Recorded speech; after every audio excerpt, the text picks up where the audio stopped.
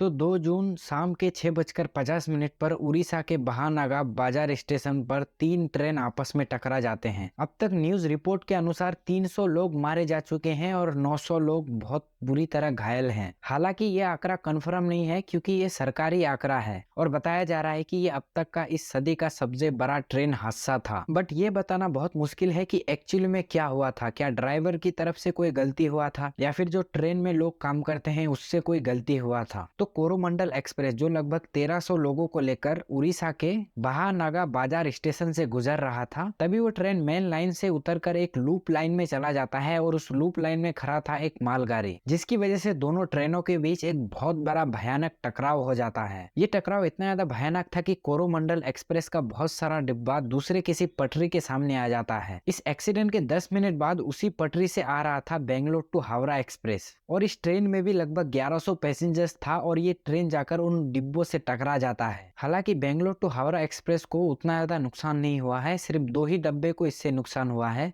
लेकिन जो कोरोमंडल एक्सप्रेस था उसका टकराव इतना ज्यादा भयानक था जिससे लगभग पूरा ट्रेन ही क्षतिग्रस्त हो चुका है और कहा जा रहा है कि सिग्नल के लापरवाही की वजह से यह हादसा हुआ है। लेकिन अब रेल मंत्री पर भी सवाल उठाया जा रहा है क्योंकि 2022 में रेल मंत्री ने एक कवच सिस्टम को लॉन्च किया था और दावा किया था कि इससे जो ट्रेनों के बीच टकराव होता है वो खत्म हो जाएगा और ये टेक्नोलॉजी यूरोप में जो टेक्नोलॉजी यूज होता है उससे भी बेहतर है। लेकिन अब तो 3 ट्रेन आपस में टकराया है, क्या ये कवच सिस्टम काम करता है भी कि नहीं। अब सरकारी आंकड़ों में बताया गया है कि 288 से 300 के लगभग लोग मारे जा चुके हैं। क्या ये आंकड़ा सही है? क्योंकि दोनों ट्रेनों को मिलाकर इसमें 2200 लोग यात्रा कर रहे थे और जिस तरह वीडियो सामने आ रहे हैं उस वीडियो को देखकर इस पर यकीन करना मुश्किल है। इस हादसे के बाद घटना स्थल पर ममता बनर्जी और देश के प्रधानमंत्री, रेल मंत्री पहुंचते हैं और हमारे देश के प्रधानमंत्री ने कहा है कि इसके पीछे जो भी जिम्मेदार है उसे बख्शा नहीं जाएगा और अभी तक पता नहीं है कि इसके पीछे दोषी कौन है क्योंकि वो तो इंक्वायरी के बाद पता चलेगा। लेकिन क्या रेलवे की लापरवाही की वजह से ये सब हुआ है? क्योंकि रेलवे को हमारे देश की शान कहा जाता है क्योंकि रोजाना करोड़ों लोग रेलवे में सफर करते हैं और एक छोटी सी भी गलती बहुत बड़ा हादसा हो सकता है। ऑलरेडी हम लोगों ने कितने सारे ट्रेन एक्सीडेंट देख चुके हैं जिसमें ना जाने कितने लोग मारे जाते हैं और इसमें जितने भी लोग मारे जाते हैं ना वो सारे गरीब लोग ही मारे जाते हैं। और अगर आपने कभी ट्रेन में सफर किया है तो आपको पता ही होगा कि 4 महीने पहले ही टिकट को बुकिंग कर लिया जाता है। इसमें भी अगर आप थोड़ा भी लेट हो गए तो आपको सीट मिलेगा ही नहीं। स्लीपर डिब्बे में जहां पर 70 से 80 सीट होता है वहां पर 200 से 300 लोग एक साथ सफर करते हैं और जर्नल जिसे हम लोग चालू डब्बा कहते हैं उसकी तो मैं यहाँ पर बात ही नहीं कर रहा हूँ। उसमें अगर आपको खड़ा रहने की भी जगह मिल जाए तो आप गनीमत समझ लेना और एटलीस्ट इस पर तो कोई राजनीति या घोटाला ना हो। हालांकि रेलवे मंत्रालय ने इस हादसे में जिसने भी अपनी जान गंवाई है उनके परिवारों को 10 लाख रुपए देने का वादा किया है। इस ट्रेन एक्सीडेंट की वजह से पूरा देश हिल चुका है क्योंकि हम लोग एक वीडियो में देख सकते हैं कि एक पिता अपने बेटे के डेड बॉडी को ढूंढ रहा है लाशों के बीच। उस पिता के ऊपर क्या गुजर रहा है हम इस बात का अंदाजा भी नहीं लगा सकते हैं। लेकिन इस हादसे की वजह से जितने भी लोग घायल हो चुके थे उन्हें ब्लड का बहुत ज्यादा जरूरत था। उन लोगों को ब्लड देने के लिए हर धर्म के लोग पहुंचे हैं। यही तो है हमारे देश की खूबसूरती। भले ही हम लोग अलग अलग रिलीजन को फॉलो करते हैं लेकिन जैसे ही हमारे ऊपर कोई मुसीबत आता है हम लोग एक दूसरे पर जान देने के लिए भी तैयार हो जाते हैं। इसीलिए तो कहा जाता है कि हमारा देश सबसे महान है। तो इस वीडियो में इतना ही। मैं मिलता हूँ किसी अगले वीडियो में।